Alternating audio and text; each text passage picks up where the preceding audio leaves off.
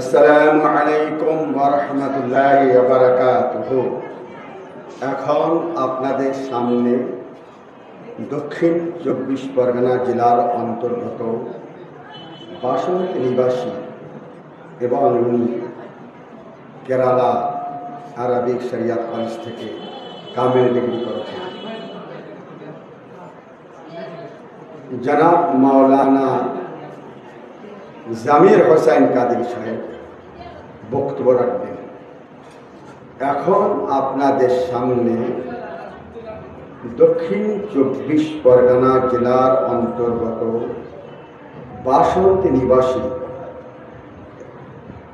এবং কেরালা আরবিক শরিয়াত কলেজ থেকে উনি কামিল ডিগ্রি করেছেন এবং বহু গ্রন্থ লেখক জনাব মাওলানা জামির হোসেন কাদেরী সাহেব বক্তব্য রাখবেন। আসসালামু আলাইকুম ওয়া রাহমাতুল্লাহি ওয়া বারাকাতুহু।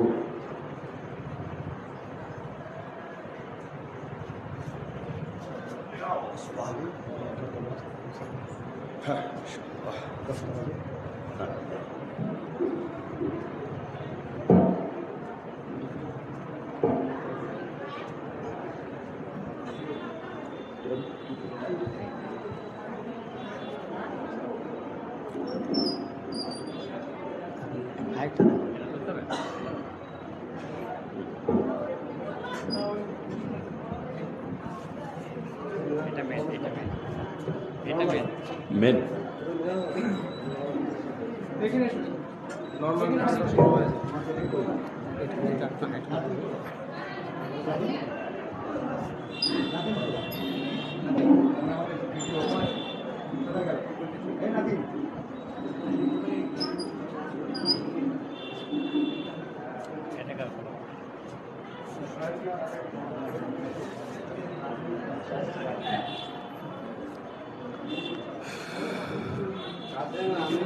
السلام عليكم ورحمة الله وبركاته. الحمد لله نحمده ونستعينه ونستغفره ونؤمن به ونتوكل عليه ونعوذ بالله من شرور أنفسنا ومن سيئات أعمالنا. من يهده الله فلا مضل له ومن يضلله فلا هادي له. ونشهد أن لا إله إلا الله وحده لا شريك له. ونشهد أن سيدنا ونبينا ومولانا محمدا عبده ورسوله صلى الله عليه وآله وأهل بيته أجمعين.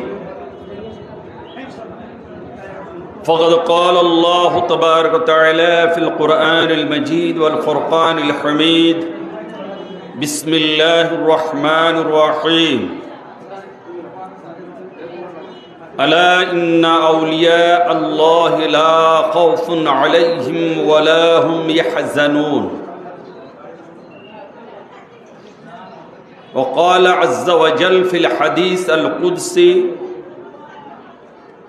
من عادى لي وليا فقد آذنته بالحرب. البخاري. صدق الله العلي العظيم وصدق رسوله النبي الأمين المكين الكريم ونحن على ذلك لمن الشاهدين والشاكرين والحمد لله رب العالمين.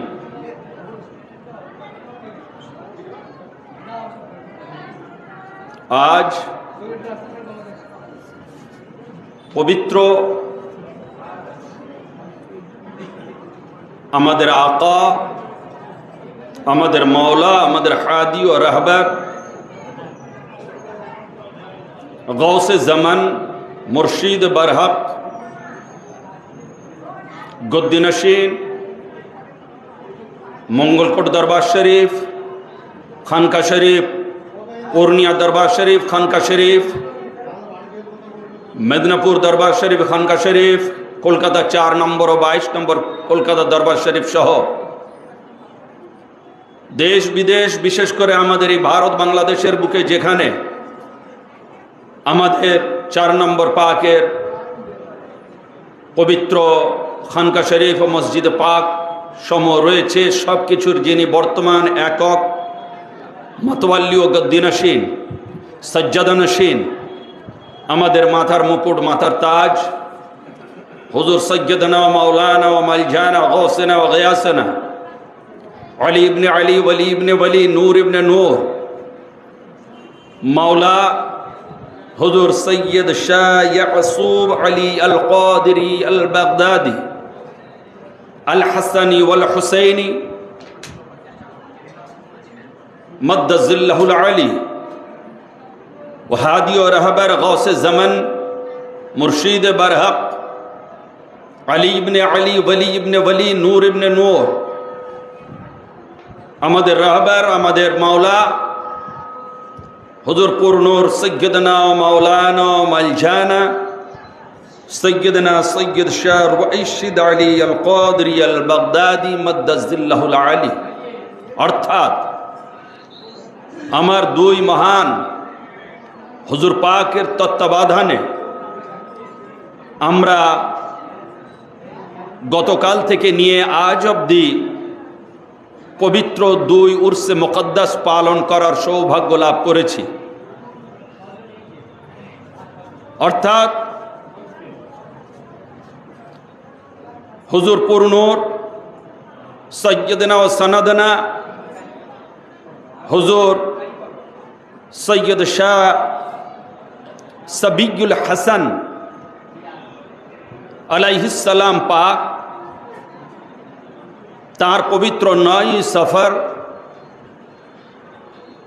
হুজুর পাকের উরসে পাক গতকাল পালিত হলো, আমরা সকলে হাজির ছিলাম। হুজুর পাকের পরে আজকের আমরা যে উরুস পাক মানাচ্ছি, আমার হুজুর পাকের কদমতলে আশ্রিত হয়ে আমাদের আকা ও রাহবার হুজুর পুরনুর গৌসে জামান, আমাদের মাওলা যিনি আমাদের মাত্র কয়েক বছর হলো কাঁদিয়ে আমাদেরকে পর্দার ওপারে চলে গিয়েছেন, অর্থাৎ তিনি বেসালে হক লাভ করেছেন, আমাদের মুর্শিদ সৈয়দনা ও সনদনা মাওলানা ও মালজানা সৈয়দনা সৈয়দ শাহ রশিদ আলী আল কাদরি আল বাগদাদি আল হাসানি ওয়াল হুসাইনি, বাংলা মাস অনুযায়ী 30শে শ্রাবণ। আজ যিনি বেসালে হক পাক লাভ করেছেন 6ই মুহররমুল হারাম শরীফে, তো সেই উরুস পাক বাংলা মাস অনুযায়ী আমরা এখানে পালিত হচ্ছি। আর কত বড় আমাদের সৌভাগ্য যে বাংলা আর আরবি দুটো মাস পরপরই আমাদের এই বছর মাওলা দান করেছেন, যে আজ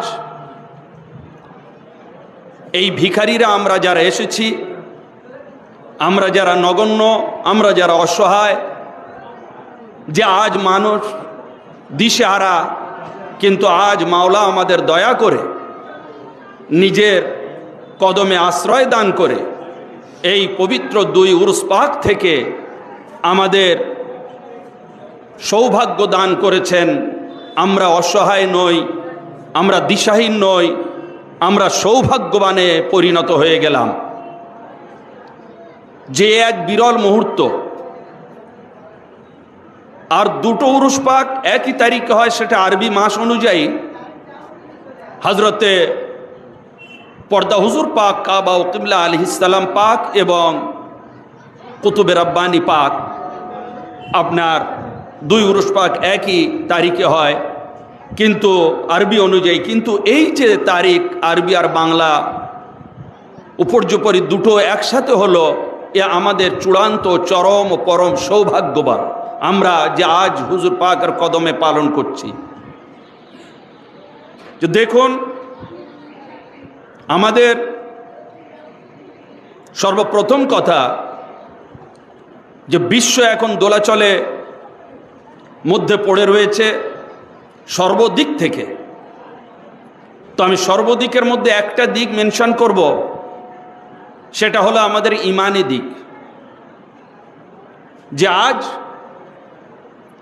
পূর্ব থেকে পশ্চিম, উত্তর থেকে দক্ষিণ, যেখান থেকে সূর্য উঠছে আর ডুবছে, আপনি যদি দেখেন যে অশান্তির বেড়া জালে মানব জাতি আজ দিশাহারা।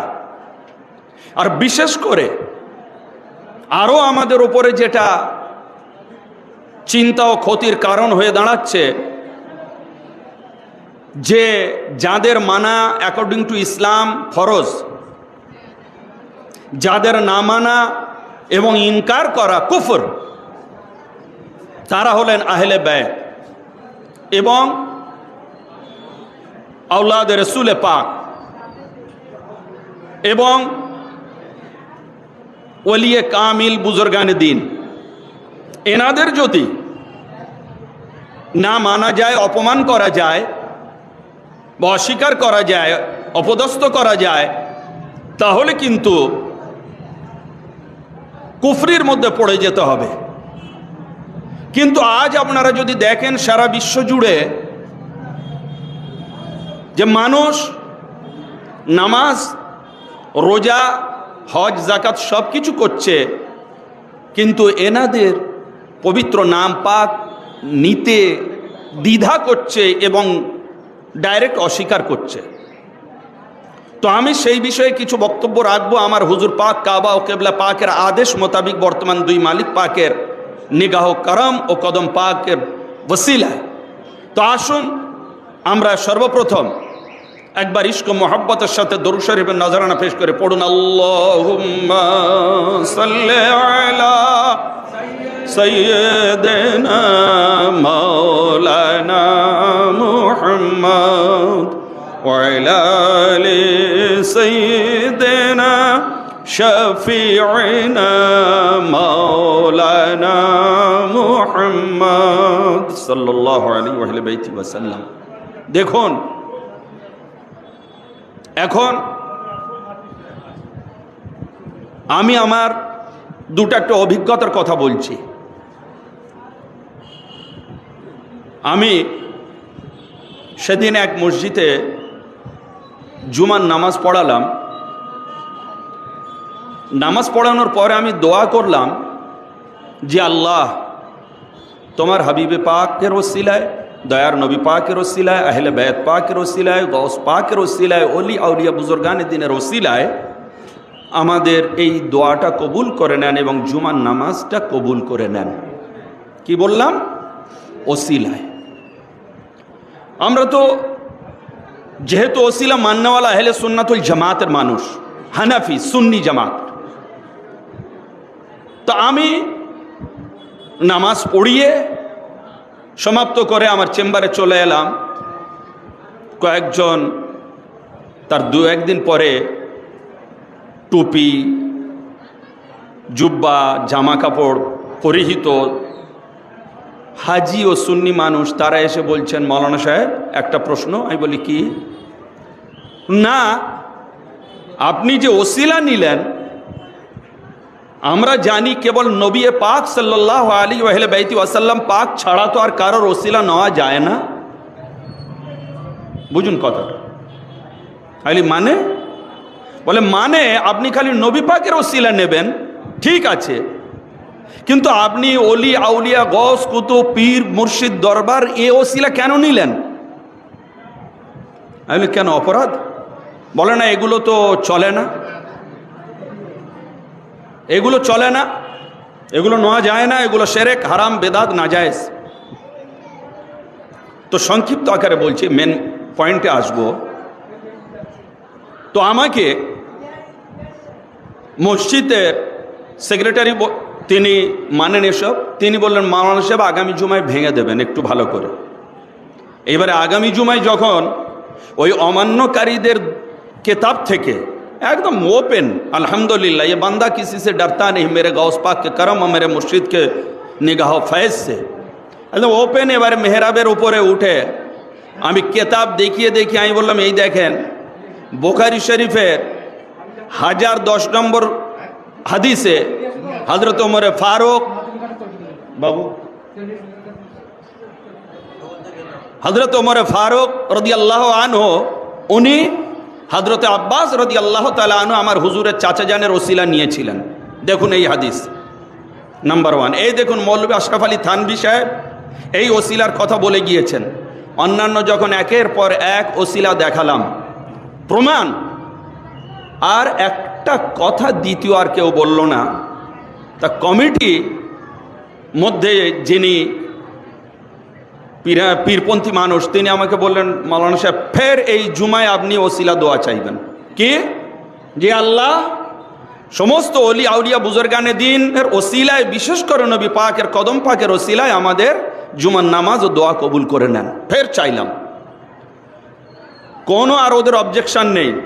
ফের আজ আমি মিলাদ শরীফ পড়ে আমি হুজুর পাকের বলে দেওয়া মোতাবিক লাল ঘরে গিয়েছি, 7 নম্বর রুমে ফোন এলো, মাওলানা সাহেব আগামীকাল জুমা, ফের আপনি ওই রকম দোয়া চাইবেন ওসিলা দিয়ে, যেন ওদের দিলের মধ্যে গেঁথে যায়, তারপরে কি করে দেখে নেব। তো এইবারে আসুন, প্রথম কথা ইনকার করছে কারা?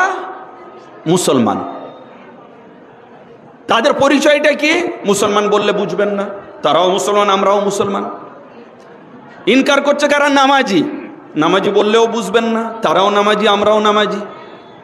ইনকার করছে কারা? সুন্নি জামাতের, তাও বুঝবেন না, তারাও সুন্নি জামাত দাবি করে, আমরাও সুন্নি জামাত। ইনকার করছে কারা? যারা তবলিগি জামাত করে। বোঝা গেল? তাহলে এইবারে আসুন, চারিদিকে ছেয়ে গিয়েছে ওয়াহাবি জামানার মধ্যে আমরা পতিত হয়ে গিয়েছি, চারিদিকে ওয়াহাবির রাজত্ব। আমি তাকে বললাম, ভাই আপনি তো নবী পাকের ওলি আল্লাহর ওসিলা বাদ দিলেন, আপনি কি বলছেন রসুল পাকের ওসিলা নেওয়া যাবে? আমি এখানেই বসে আপনাকে দলিল দেবো, পাশে আহলে হাদিসের মসজিদ আছে, চলে যান। সে আহলে হাদিস ওয়াহাবি তারা নবীর ওসিলাটাকেও হারাম ও শিরক বলে মনে করে, তা আপনি এবারে যাবেন কোথায় বলুন এবারে? তাহলে বুঝুন আপনি, আমার পীর ভাই সকল, আপনাদের কাছে আমি হাত জোড় করছি, প্রচন্ড ভয়ঙ্কর কঠিন জামানা এসে গিয়েছে। এ তো আমার মালিক পাকদের কারাম, ওনাদের কদম পাকের ধুলো পাকের বরকত, যে আমরা এই পবিত্র দরবার ও খানকা পাকে আসার সৌভাগ্য লাভ করে আমরা আমাদের ইহকাল ও পরকালটা রক্ষা করতে পেরেছি। নচেত অবলীলায় আমরাও এটাকে হারাম বলতাম, আমরা এটাকে নাজায়েজ বলতাম, কিন্তু আমরা কি দেখলাম যে যারা হারাম বলছে বরং তারাই ভুলের মধ্যে পতিত। তো এইবারে আসুন, চারিদিকে দিকে দিকে পীর ওলিয়া উলিয়া মানা যাবে না। আমি নামাজ পড়ে পাশেই এক 150 বছরের পুরানো ওলি আল্লাহর মাজার, তারই মসজিদ মাজার কাদরিয়া সিলসিলার, আমি ফাতিহা পড়তে গেলাম, সাথে সাথে ওদের অবজেকশন আমার কানে এলো। আমাকে ডাইরেক্ট বলেনি, কমিটিকে একজন ফোন করছে যে আমাদের মাওলানা সাহেব উনি নামাজ পড়িয়ে মাজারে গিয়েছেন ফাতিহা পড়তে। তা তিনি বললেন, কেন ভাই, ফাতিহা পড়ায় কি দোষ আছে? যেই প্রতিবাদ করেছে সে চুপ করে গিয়েছে। এইবারে আসুন, কতটা হাদিসের খেলাফ দেখুন এই প্রশ্নটা। ফাতিহা মানে কি? আমরা জিয়ারত করি, জিয়ারত করে আমরা ফাতিহা শরীফ পড়ি, আলহামদু শরীফ, 4 কুল দরুদ শরীফ পড়ি। একে ফাতিহা পড়া বলা, জিয়ারত বলা, সংক্ষিপ্ত শর্টে। এইবারে আপনি বড় বড় সূরা ইয়াসিন, রহমান সমস্ত পড়তে পারেন, যত সময় দরুদ শরীফ পড়তে পারেন। তাহলে এটা হচ্ছে সুন্নাতুল জামাতের সর্বমান্য ফতোয়া যে হ্যাঁ, মাজার ও কবর রওজা সব জিয়ারত করা আল্লাহর নবীর হুকুম এবং সুন্নত তরিকা। সেই জিনিসটা অবজেকশন করছে যে আমাদের মসজিদের ইমাম সাহেব মাজারে ঢুকে ফাতিহা পড়ছে। তাহলে মাজারটাকে কি মনে করে? রওজা শরীফকে এরা কি মনে করে? আর মানুষকে পুরোপুরি বুঝিয়ে দিয়েছে এরা। আমাদের মেহনত কম। আমরা উরুস পাকের সময় আসি, আলহামদুলিল্লাহ ফায়েজ নিই, তাবাররুক খাই, বাড়ি চলে যাই।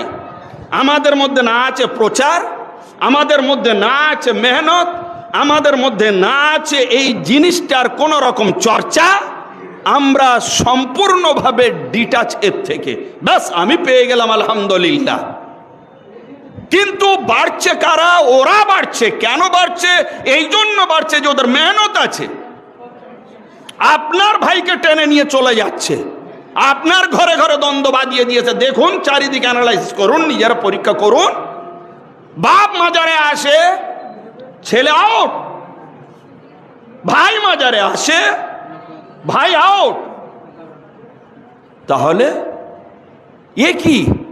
কেন এটা? আর অবলীলায় মানুষ এই ভুল ট্যাবলেটগুলো খাচ্ছে আর ব্যাস আসক্ত। কেন না? ওরা নামাজ শেখাচ্ছে, ওরা দোয়া দরুদগুলো শেখাচ্ছে, ওরা পাক সাফ শেখাচ্ছে। ব্যাস এর উত্তর আমি জুমার দিন ভালো মতো দিলাম। বললাম, ভাই এই নামাজ পড়া, পাক সাফ হাসিল করা, আপনারা জানেন স্কুলে পড়েছেন, প্রাইমারি আছে, হাই স্কুল আছে, তারপরে কলেজ আছে। তা এই পাকি হাসিল করা, এই নামাজ পড়ার এই ট্রেনিংগুলো, দোয়া দরুদগুলো প্রাইমারি স্কুলের কোর্স। তা আপনি কি আজীবন, আপনারা বুড়ো হয়ে গিয়েছেন, কবরে দুদিন পরে চলে যাবেন, ওই প্রাইমারি কোর্স পড়বেন? তো মাধ্যমিক কবে করবেন? কলেজে কবে যাবেন? ইউনিভার্সিটির শিক্ষাগুলো কবে নেবেন? একেবারে আমি বললাম, দেখুন, পানির ওপরে যেমন মাছ ঘোরে, ও মাছ আপনি মনে করলেন ধরে নিয়ে এলাম, ব্যাস পানির মধ্যে আর কিছু নেই। না, সমুদ্রের মধ্যে যদি যান, তলদেশে মণিমুক্তা থাকে। মাটির ওপরে যত গভীরে যাবেন তত মণিমুক্তা পাবেন। হ্যাঁ, তো আজ ইসলামটা এত পানির ওপরে ভাসছে না। আর ইসলামটা এরকম প্রাইমারি শিক্ষা নিয়ে সফলতা বলা যাবে না। যদি নামাজি, অনলি নামাজি হয়ে জান্নাতে যাওয়া যায়, তাহলে সর্বপ্রথম শয়তান নামাজের দাবি করে সে জান্নাতে যাওয়ার দাবি করবে আল্লাহর কাছে, যে আমি নামাজি সব থেকে বড়। যখন কেউ তোমার ইবাদত করেনি, আমি ইবাদত করেছি। কোন মানুষ তখন জন্মায়নি, আমি ইবাদত করেছি। আমি কি দোষ করেছি যে আমাকে আপনি জান্নাত দেবেন না? তখন আল্লাহ পাক বলবেন, একটাই দোষ তুমি করেছো, তুমি নামাজ পড়েছো, তোমার তসবিহ আছে, তোমার জিকির আছে, আমার প্রতি তোমার মোহাব্বত আছে, কিন্তু তোমার দোষটা সেটা নয়। তোমার দোষটা এটা যে আমি যাকে মোহাব্বত করি সেই বান্দাকে তুমি মোহাব্বত করো না। কে? তিনি হলেন আদম আলাইহিস সালাম।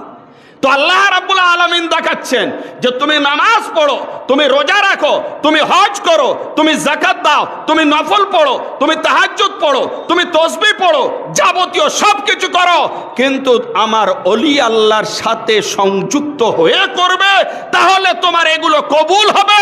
আর যদি না করো, তাহলে এগুলো তোমার মুখে মারা হবে। তাহলে বোঝা গেল যে খালি নামাজ কেবলমাত্র ইসলামের চ্যাপ্টার নয়। ইসলামের চ্যাপ্টার নামাজ, রোজা, হজ, যাকাতের পরে। নবীকে মানা ফরজ, আপনার পরে নয়, এটা আগে। নবীকে মানা ফরজ, আহলে বায়ত রাসূলকে মানা ফরজ, এবং ওলিয়া উলিয়া বুজুর্গানে দ্বীনের স্বীকার করা মানা ফরজ। ব্যাস একটা মাস জুমা পেলাম, মুহররম শরীফের 4টে বয়ান রাখলাম, ওপেন সমস্ত হাদিস শরীফ দিয়ে। আর শেষ জুমায় কি করলাম? মসজিদে মেশকাত শরীফের হাদিসগুলো তুলে ডাইরেক্ট কেতাব দেখিয়ে 900,000 পৃষ্ঠার এই মোটা মেশকাত শরীফ তুলে প্রথমে বললাম, দেখুন ভাই, আমি যে হাদিসগুলো বলেছি এই দেখুন প্রমাণ, যা আমাদের সুন্নাতুল জামাতের সব মাদ্রাসায় পড়ানো হয়। আপনারা এটা নিয়ে যেতে পারেন, যত এলাকায় মাদ্রাসা রয়েছে আপনি টেস্ট করে দেখতে পারেন ওলামাদের। ভাই, একটা কথা আমার তো কেউ প্রতিবাদ করলো না, কিন্তু কানা ঘুষে কি শুনছি? যেন উনি শিয়া।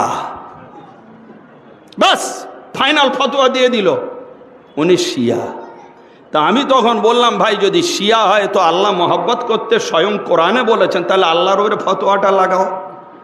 হুজুর বলেছেন যারা হাসান হোসেনকে ভালোবাসলো তারা আমাকে ভালোবাসলো, আর যারা আমাকে ভালোবাসলে আল্লাহ তাদেরকে তুমি ভালোবেসে নাও। তো আল্লাহর নবী তো ভালোবাসার দোয়া করছেন এনাদেরকে, তাহলে তাকে শিয়া ফতোয়া দাও। তার মোহাব্বতের হাদিস অনুযায়ী তো আমরা চলছি। তাহলে এইবারে কিভাবে এই ওয়াহাবি জামাতরা আপনাদেরকে আহলে বেতের মোহাব্বত দেখলেই জানো ওদের বাবাকেলে জায়গির আছে ইসলাম থেকে আপনার খারিজ করে দেবে। হ্যাঁ, তো আজ জামানা চলছে, আর তার সাথে সাথে আরো কিছু ভণ্ড পীরেদের সহযোগিতায় কিছু যারা সুন্নি দাবিদার তারাও আহলে বেতের জিকির করতে এখন মুখ লুকাচ্ছে। তারা বলছে ইমাম বাড়া পাক করা যাবে না, তারা বলছে মাতম পাক করা যাবে না, তারা বলছে ইমাম আহলে বেত পাক এনাদেরকে মানা যাবে না, নিশান ঝান্ডা পাক তোলা যাবে না। তাই এই মূর্খদের কে বোঝাবে? আর এই 1 ঘন্টা ওয়াজে আপনাদের আমি পরিষ্কার করতে পারবো না। এ সব দলিল হাদিস ও কোরআন শরীফের মধ্যে আছে। হ্যাঁ, হযরতে ইউসুফ আলাইহিস সালাম গুম হয়ে গেলেন, হারিয়ে গেলেন, মারা যাননি। ওনার আব্বা ইয়াকুব নবী আলাইহিস সালাম কেঁদে কেঁদে চোখ সাদা করে ফেললেন। আবিয়াযাত আইনাহু, দুঃখে গমে, সূরা ইউসুফ কোরআন শরীফ খুলে দেখেন, দুঃখে গমে চোখ সাদা হয়ে গেল, তার মানে ছানি পড়লো, জ্যোতিহীন হয়ে গেল, কিছুই দেখতে পাচ্ছেন না। তো হজরতে ইমাম বাকির ও ইমাম জৈনুল আবেদিন আলাইহিস সালাম পাক যখন অত্যাধিক ক্রন্দন করতেন তখন ওনার আশেকান গোলামরা বলতেন, হুজুর এত কাঁদেন কেন মাওলা? বলে কাঁদবো না, একটা ইউসুফকে হারিয়ে মারা যায়নি, ইউসুফ হারিয়ে গিয়েছে। সেই ইউসুফের দুঃখে ইউসুফের আব্বা নবী ইয়াকুব তিনি গম করতে করতে চোখের দৃষ্টি হারিয়ে ফেললেন। আর আমাদের চোখের সামনে কত নবী খানদানের ইউসুফ শহীদ হয়ে গেলেন, তার দুঃখ আমরা করব না? আমার বাবা হোসেন গেলেন, ইমাম জৈনুল আবেদিন বলছেন, আমার ভাই আলী আকবর গেলেন, আমার ভাই মাসুম আলী আসগর, তা দুঃখ করবো না, হাসবো? তোমরা কি বলতে চাও? তা সেই যুগে যদি প্রশ্ন ওঠে হুজুর কাঁদেন কেন, তাহলে এই যুগে তো আরো উঠবে। এ তো পুরোপুরি 73 ফেরকার কন্ট্রোলে চলছে এ যুগ। তো সেই অবস্থায় আপনারা দিশাহীন হবেন না, চর্চাটা রাখুন, পড়াশোনা করুন, দলিল প্রমাণ সহ কথাবার্তা বলুন, মসজিদে যান, নামাজ পড়ুন, আর ইমামদেরকে চার্জ করুন যে ভাই আমরা যে আকীদা মানি আহলে সুন্নাতুল জামাত অনুযায়ী তুমি যে মত হও না কেন, আমি তোমাদের চাঁদা দিই, টাকা পয়সা দিই, তুমি আমাদের হয়ে এই হাদিসগুলো বলবে। যদি এই চার্জ করেন তাহলে কিন্তু আস্তে আস্তে সমাজটা পরিবর্তন হতে পারে। হ্যাঁ, তো আজ এই ওলিয়া বুজুর্গানে দিন আমাদের তো সৌভাগ্য, আমরা খালি ওলি আল্লাহ পাইনি, আমরা খালি পীর মুর্শিদ পাইনি, আমরা সর্বপ্রথম আমাদের মুর্শিদের পরিচয় কি, আমাদের গুরুর পরিচয় কি, আমাদের পীরের পরিচয়টা কি? আমাদের মুর্শিদ, আমাদের গুরু, আমাদের পীরের পরিচয় হচ্ছে আওলাদে রাসূল, আহলে বাইতে রাসূল, নবী ঘরানা, আওলাদে হাসান ও হোসেন, আওলাদে আলী ও ফাতেমা আলাইহিমুস সালাম। এনারা নূরে নজরে গৌসে পাক, মেহবুবে সুবহানি, কুতুবে রব্বানি, হুজুর গৌসে পাকের আওলাদ। হ্যাঁ, এইটাই সৌভাগ্য। এনাদের পদধূলি খিদমত করা ইহকাল ও পরকালের জন্য নাজাতের ওসিলা। সেই জন্য ইমাম শাফি রাহমাতুল্লাহ আলাইহি তার কিতাবের মধ্যে, কসিদার মধ্যে যখন ওনার ওপরে হামলা হলো যে ইনি শিয়া হয়ে গিয়েছে, মহব্বত করতেন অত্যাধিক। শুনে নেন, 4 ইমামের 1 ইমাম হচ্ছেন ইমাম শাফি, এগুলো নলেজে আনুন।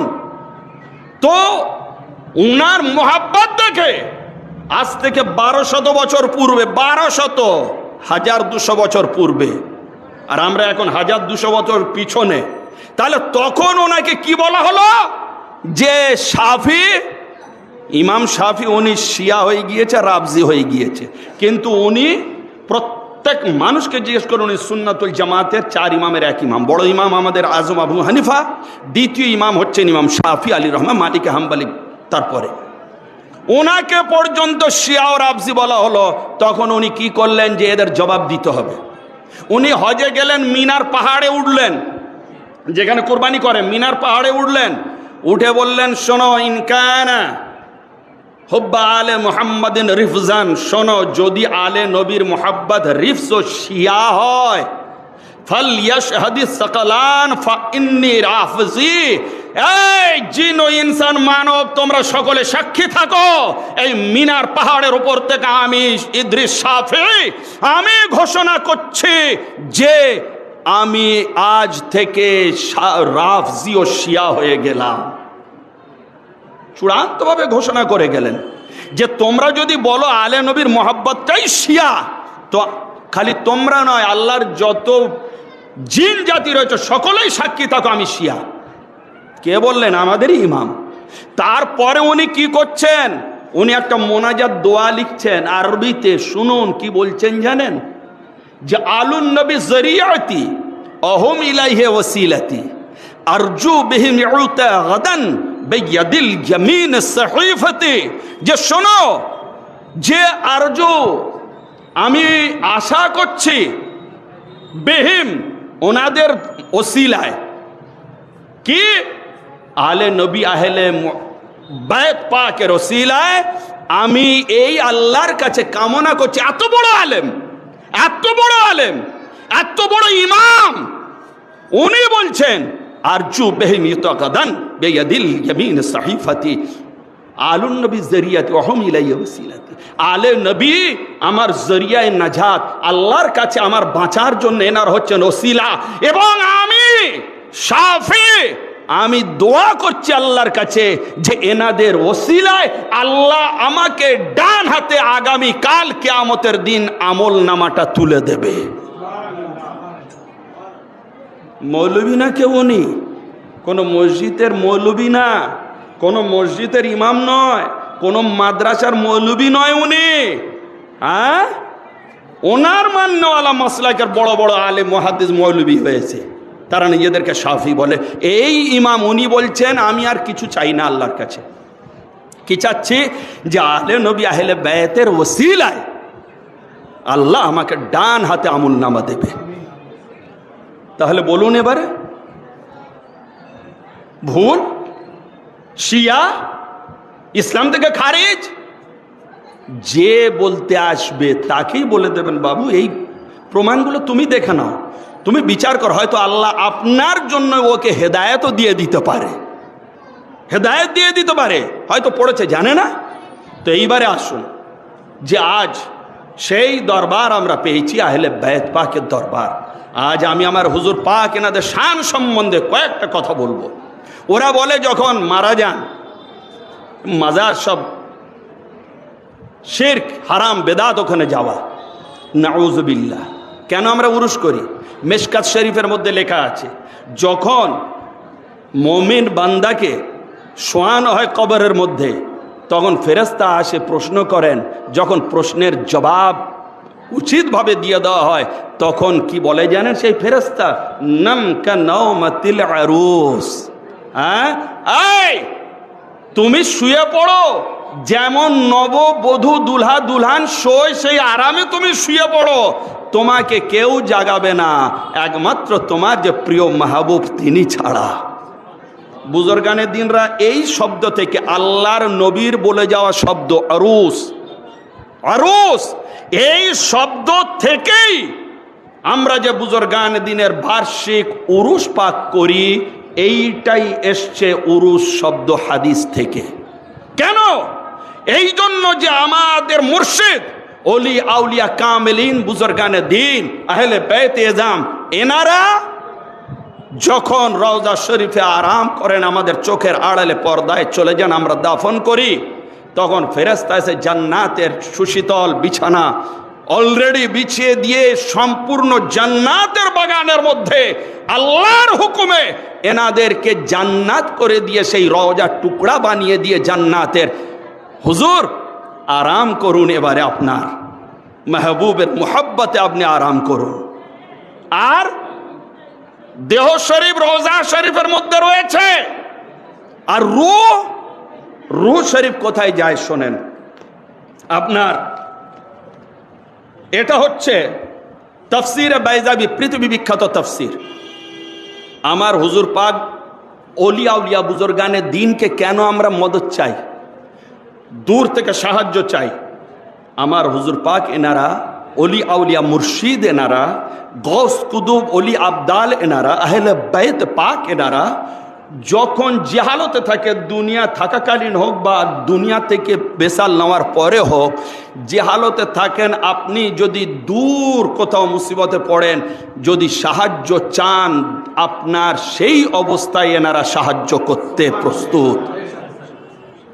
বোঝা গেল? এইবারে আসুন, কিন্তু বিশেষ করে যখন এনারা বেসাল পাক নেন, তখন এনাদের রূহ শরীফ কোথায় যায় শোনেন। এতে লেখা আছে যে ওয়ান্নাজিআতে গারকান ওয়ান্নাশিতাতে নাশতান, এই আয়াতের মধ্যে লেখা আছে ফিল কওসি ওয়া তানশতু ইলা আলিমিল মালাকুত ওয়া তাসবাহু ফিহা ফাতাসবাকু ইলা হাযাইল কুদস فتصير لشرفها وقوتها من المدبرات أو حال سلوكها فإن تنزع عن الشهوات فتنشط إلى عالم القدس فتسبح في مراتب الارتقاء فتسبق إلى الكمالات حتى تصير من المكملات। কি এসছে যে যখন এনারা বেসালে হক নেন, এনাদের রূহ শরীফ যখন ফেরেশতা নিয়ে নেন, তখন এনাদের রূহ হাজারে কুদস আল্লাহর নৈকট্যতায় পৌঁছে যায়, এবং যখন পৌঁছে যায় তখন ওই রূহ পাকগুলো সারা বিশ্বে ফেরেশতারা যেমন ভ্রমণ করে, এই রকম ভাবে ভ্রমণ করতে থাকে, কোনো বাধা নেই, সর্বত্র এনারা বিচরণ করতে থাকেন। আর ওই বিচরণের মধ্যে আপনার আস্তে আস্তে এনারা যখন আল্লাহ পাকের অতি নিকট থেকে আরো নিকটে পৌঁছে যান, এমনি তো বেসালে হক এই জন্য বলা হয় এনারা আল্লাহর সাথে মিলিত হন, এই জন্য বেসালে হক বলা হয়। বেসাল মানে মিলন। তা যখন এনাদের রূহ শরীফ আল্লাহ পাকের সাথে মিলন ঘটে, তখন এনাদের অবস্থাটা কি হয় দেখেন।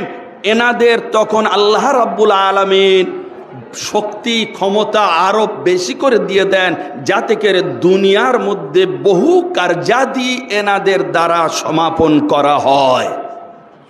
তাফসীরে বাইজাবি আপনার ৫ম খণ্ড ১৭১ পৃষ্ঠা মিসরে ছাপা। কিতাবটা কে লিখেছেন? আমাদের দরবার শরীফের বড় মাওলানা হুজুর মাওলা পাকের গোলাম ও খাদিম ও লেখক মাওলানা আবু তাহের আল কাদরি সাহেব রহমতুল্লাহ আলাইহি। এইবারে আসুন, রূহর বুলন্দি দেখুন। এনাদের এই জন্য আমরা বেসালে হক বলি যে আল্লাহর সাথে মিলিত হয়ে গেলেন। এইবারে অনেকে বলে যে মহিলাদের মাজার শরীফে আসা যাবে না, জিয়ারত করা যাবে না। এই কিতাবে লিখছেন উনি আপনার রদ্দুল মুহতার ফতোয়া শামির হাওয়ালা দিয়ে, ওয়াম্মা আলাল আসহা আন্না মাযহাবানা ওয়া হুয়া কাউলুল কারখি وغيره من الرخصة في زيارة القبور ثابتة للرجال وللنساء جميعا فلا إشكال، وأما على غيره فكذلك يقول بالاستحباب لا إطلاق الأصحاب। তার মানে বলছেন যে ইমাম কারখি উনি বলেছেন হানাফি মাযহাবের ফতোয়া শামির মধ্যে যে অনেকে মহিলাদের মাজার শরীফে আসাকে নাজায়েজ এবং মানা করে থাকে, যে না এটা ঠিক নয়, মহিলারাও পাক পবিত্রতা পর্দার সাথে ইজ্জত আবরুর সাথে মাজার শরীফ জিয়ারত করতে আসতে অবশ্যই পারে, নিষেধ নেই। যারা নিষেধ করছে করুক। আমাদের দরবার শরীফের ফতোয়া স্বামী থেকে বড় মাওলানা সাহেব লিখে আমাদের দেখিয়ে দিয়ে গিয়েছেন, সেই কপি আমার কাছে আছে। এইবারে আসুন, তাহলে বোঝা গেল যে আরেকটা আমি দলিল দিই, জিয়ারত করা নিজের মুর্শিদের জন্য কি পুরুষ কি নারী রওজা শরীফ জিয়ারত করা বারহাত। হযরত মা আয়েশা সিদ্দিকা রাদিয়াল্লাহু তাআলা আনহা ওনার হুজরা শরীফের মধ্যেই রাসূল পাকের রওজা শরীফ আপনার কি করা হলো, রওজা শরীফ হলো। ওনার আব্বা হযরত আবু বকর সিদ্দিকের হলো, তারপরে হযরত ওমর ফারুকের হলো। উনি কি করতেন, যখন হযরত ওমরের ওখানে যখন দাফন হয়নি, উনি তখন বিনা ওড়নায় জিয়ারত করতেন রওজা শরীফ। জিজ্ঞাসা, এইবারে কিছুদিন পরে যখন ওখানে হযরত ওমর ফারুকের দাফন করা হলো, তখন কি হলো জানেন, উনি ভালো করে ওড়না গায়ে দিয়ে জিয়ারতে আসছেন, নিজের ঘর, যদিও নিজের ঘর। তো জিজ্ঞাসা করা হলো, মিশকাত শরীফের মধ্যে আছে এবং আমি হায়াতুন নবী ওয়ালি কিতাব লিখেছি, আপনাদের এই স্টলে পাওয়া যায়, আপনারা দেখবেন, পড়বেন, হায়াতুন নবী ওয়ালি। তো ওনাকে জিজ্ঞাসা করা হলো, কি ব্যাপারে, এতদিন তো আপনি অন্য গায়ে দেন না, আজকের গায়ে দিচ্ছেন হযরত ওমরের ইন্তেকালের পরে?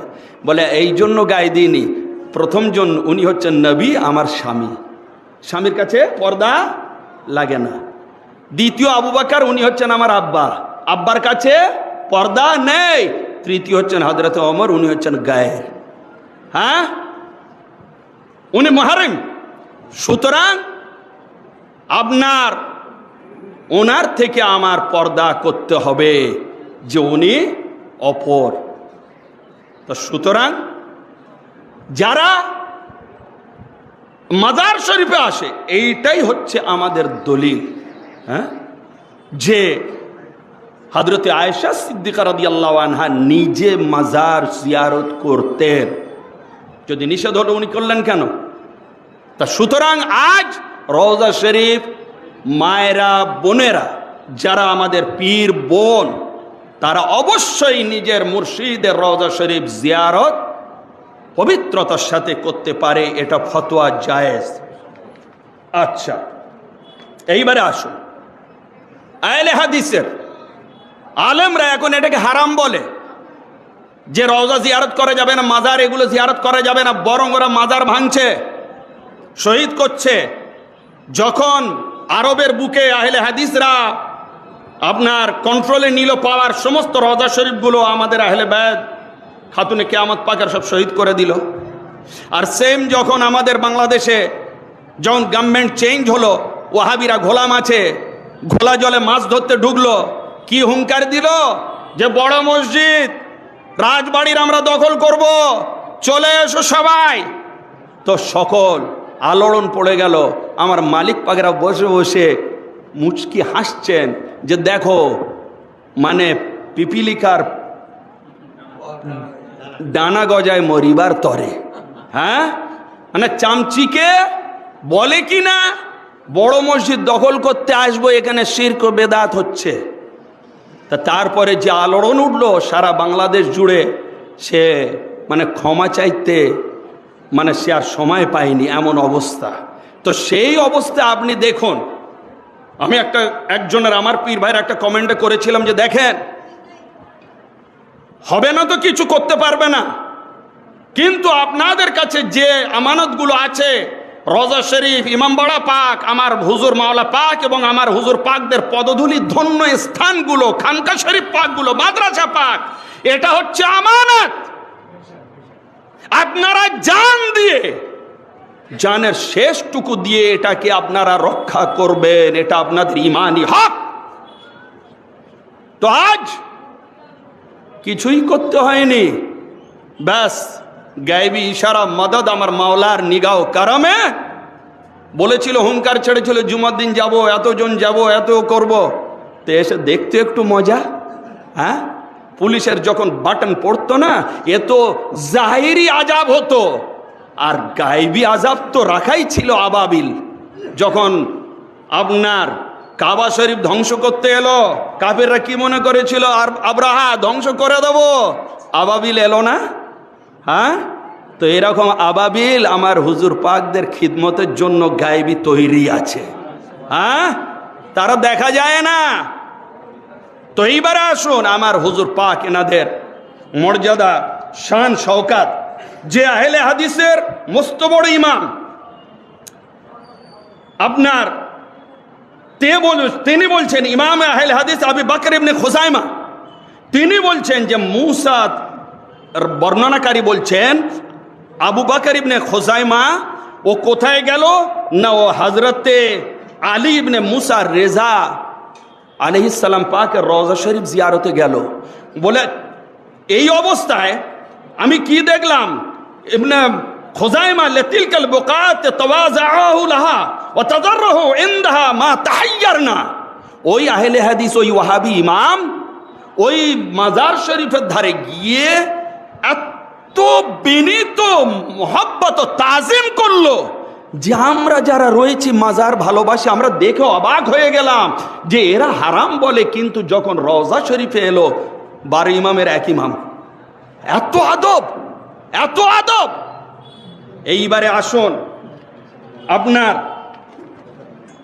হযরতে মাজার শরীফের আপনার ফায়েজের কথা বলি, যে মাজার শরীফে এলে কি ফায়েজ হাসিল হয়। মাজার শরীফে এলে কি ফায়েজ হাসিল হয় দেখেন। হযরতে ইমাম শাফি রহমাতুল্লাহ আলাইহি উনি নিজে বলছেন, শুনুন আগে পড়ি। ইবনে হাজার আল মক্কি खैरुल हिसान में लिखता है, लम यजिल उलमा व जुल हाजात यज़ुरून क़ब्र अबी हनीफा व यतवस्सलून बिही फ़ी क़ज़ा'i हवाइजिहिम व यरौन नहज ज़ालिका मिनहुम अश-शाफ़िई लम्मा कान बिबगदाद फ़इन्नहु जाअ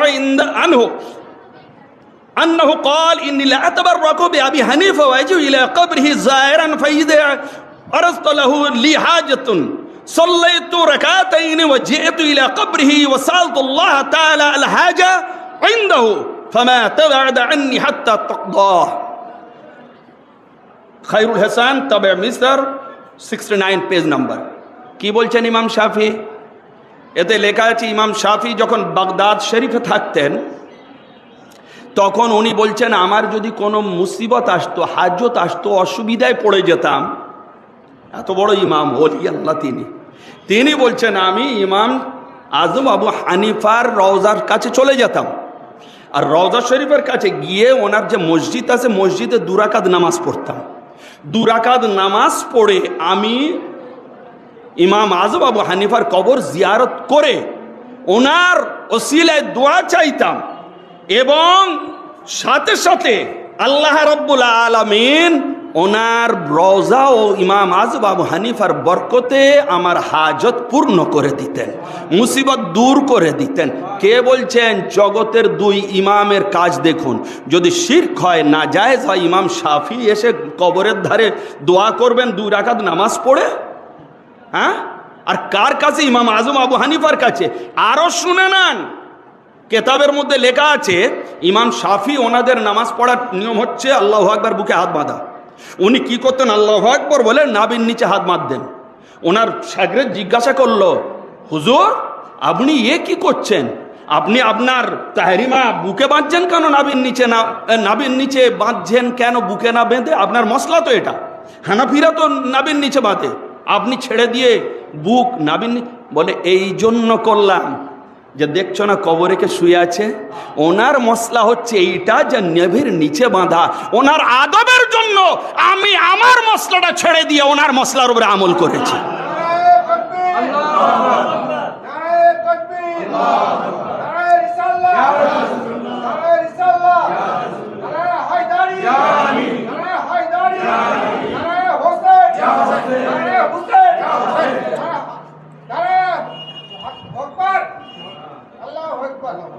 তো এইবারে হযরতে ইমাম আজম আবু হানিফা কে ছিলেন দেখুন, ওনার পরিচয়টা নিয়ে, যেহেতু আমরা হানাফি।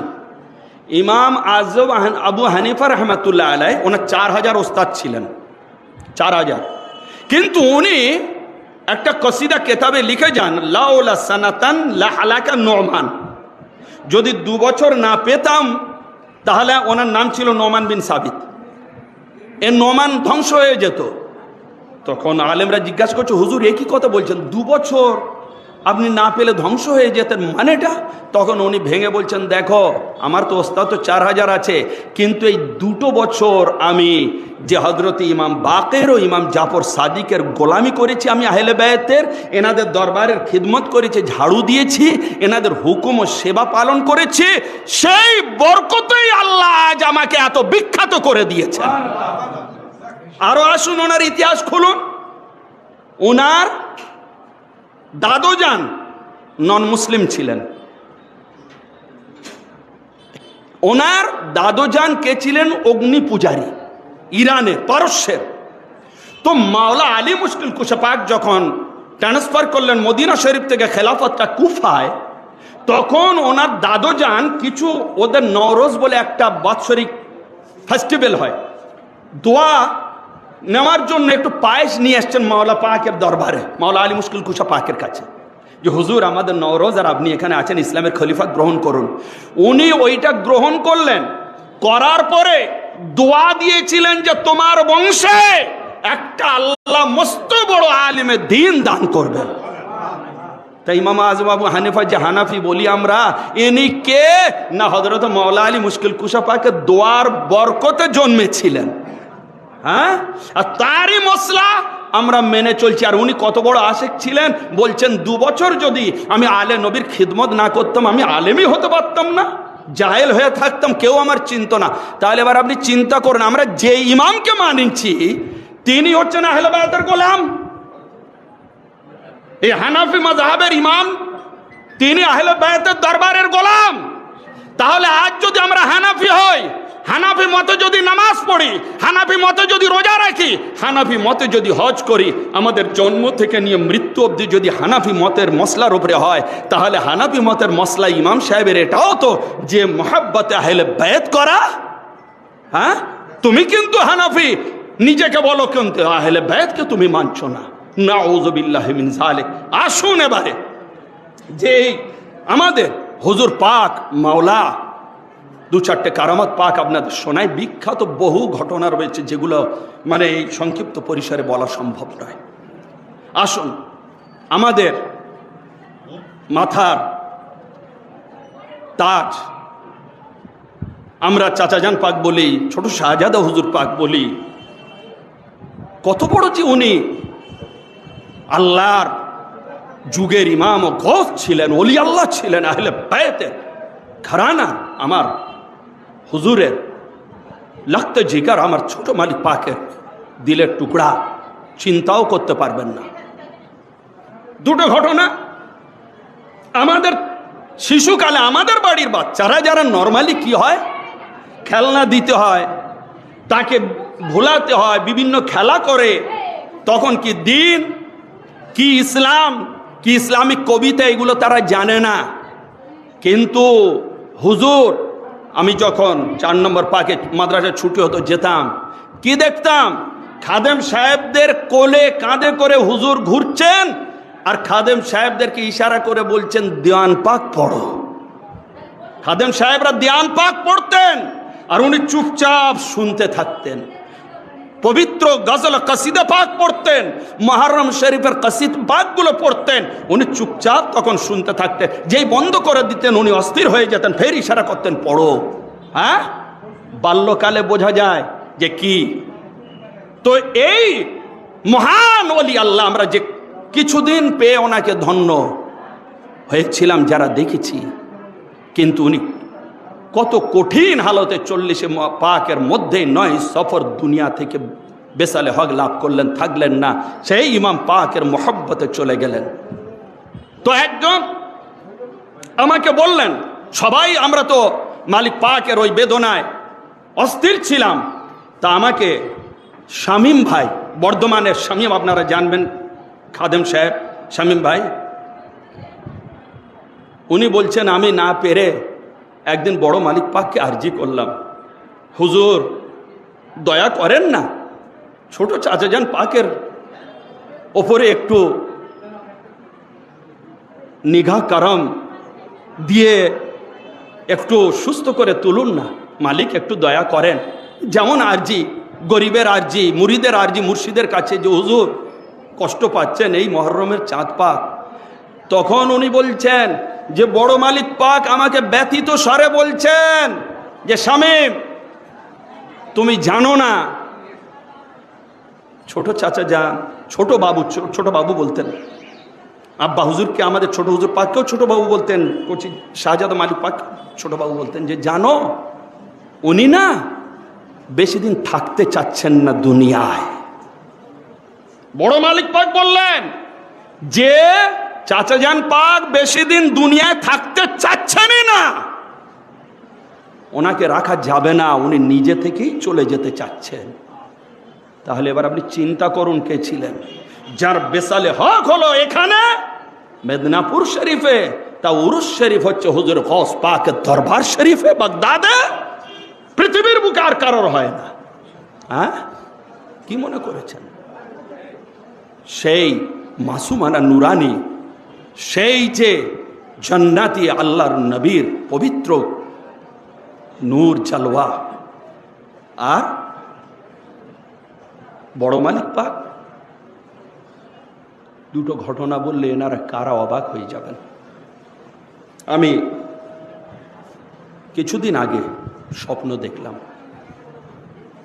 এমনি আমি স্বপ্নের কথা খুব কম বলি, কিন্তু আপনাদের এই বছরই বোধহয় হয়তো জীবনে প্রথম বলছি।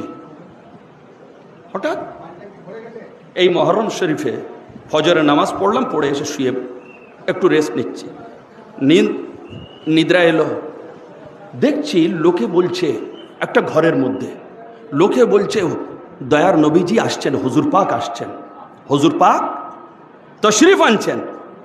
তো হুজুর পাকের কথা শুনে, দয়ার নবী হুজুর পাকের কথা শুনে আমরা সকলে জিয়ারতে ব্যস্ত, কিন্তু এখনো পুরো আমার মনে আছে, মানে আমি হুজুরের এইরকম ভাবে জিয়ারত নেবো, মানে আমি চেহারা মুবারকের ওপরে, ওনার জমিন থেকে ওপরের দিকে আমি তাকানোর সাহস পাচ্ছি না, যে আমাদের এই পাপের চোখ দিয়ে ওই নুরানি খোদার নূরে নুরানি তো জালওয়া দেখবো কেমন করে।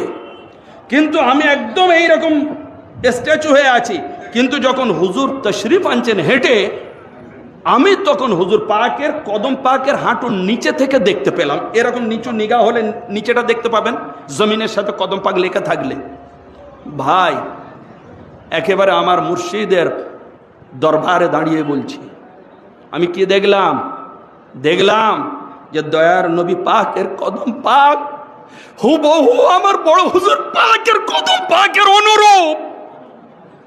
যেন আমাদের আজ যে আমরা মালিককে হারিয়েছি, হুজুর সৈয়দনা সৈয়দ শাহ রশিদ আলী আল কাদরি পাক আলাইহিস সালাম পাক, দেখলাম হাঁটুর নিচে থেকে পরিষ্কার কদম পাক নবী পাকের হুবহু সেম টু সেম। হ্যাঁ, এই কথা যখন আলোচনা হচ্ছিল, আপনার শামীম ভাই তিনি বললেন, মাওলানা সাহেব একটা পুরার দিনের কথা আমার মনে পড়ে যায়, প্রায় 76-এর কথা। বলে আমার মামা, এরবাড় বর্ধমানের জায়গা একটা আছে এরবাড়, বলে আমার মামা একদিন স্বপ্ন দেখছেন যে পূর্ণিয়া মঙ্গলকোট শরীফে দয়ার নবী পাক তশরিফ এনেছেন। তখন মঙ্গলকোট শরীফ মসজিদ টিনের ছাওয়া ছিল, অনেক পুরানো। এক এসছেন আর উনি দয়ার নবী পাকের সাথে নামাজ পড়ছেন। তো এইটা উনি মনে মনে দেখে ভেবে রাখলেন। যখন ভেবে রাখলেন, কিছুদিন পরে খবর গেল কি বড় মালিক পাক তশরিফ নিয়ে যাবেন মঙ্গলকোট শরীফে। দেখুন এনারা কারা, তশরিফ নিয়ে যাবেন মঙ্গলকোট শরীফে। যখন মঙ্গলকোট শরীফে তশরিফ নিয়ে গেলেন, সেই মতো যথারীতি গেলেন। ইনি বললেন হুজুর পাক আসছেন, আলহামদুলিল্লাহ, কত বড় সৌভাগ্যবান, আমি তো জিয়ারতে ধন্য হব। ব্যাস এমন সময় কি হলো, হুজুর গেলেন, তশরিফ আনলেন, বলছেন ঠিক যে জায়গাটায়, যে স্থানটা, যে কোণে দয়ার নবী এসে দাঁড়িয়ে নামাজ পাক পড়েছিলেন, সেই জায়গায় বড় মালিক পাক দাঁড়িয়ে নামাজ পড়ছেন। বাস্তবে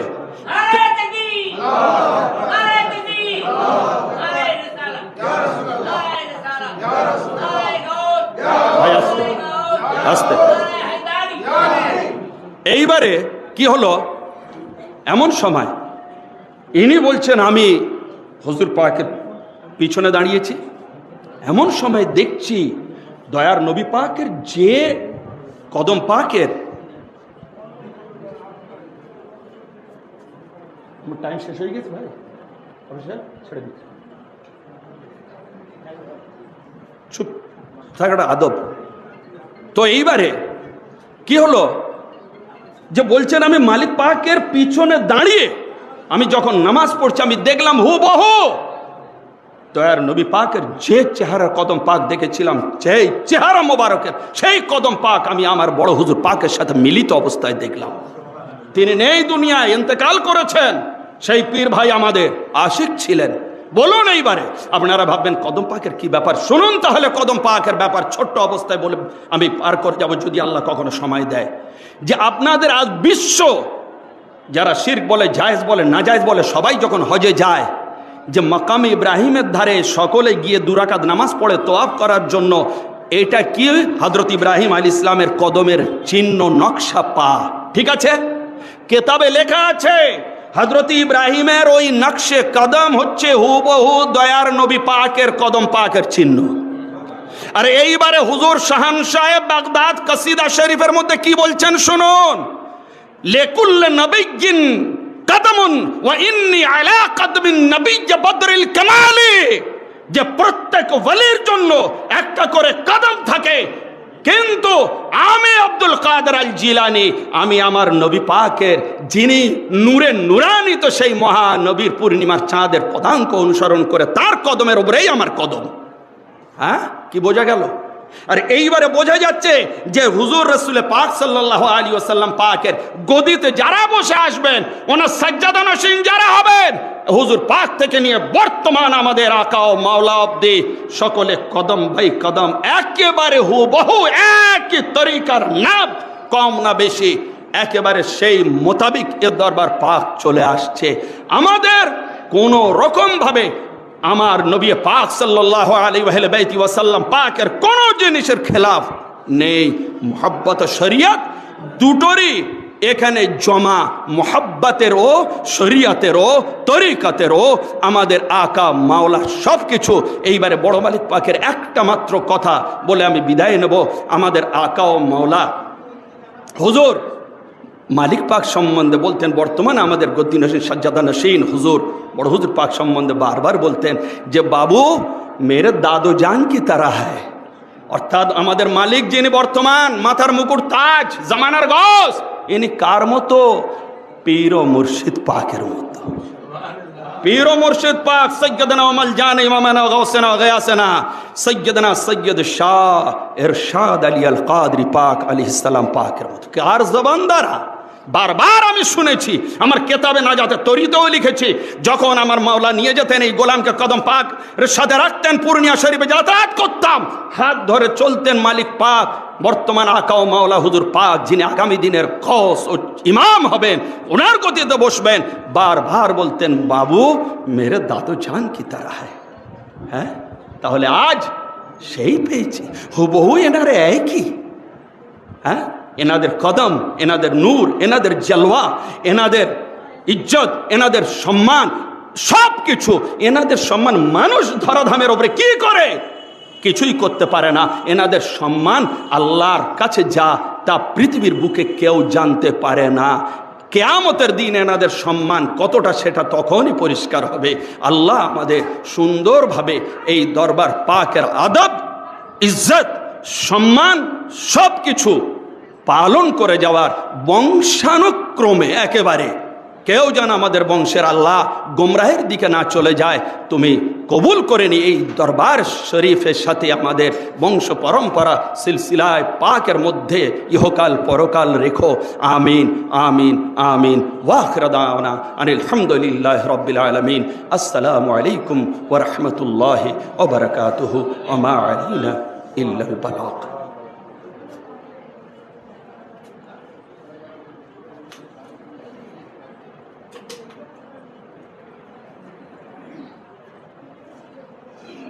সিরাজ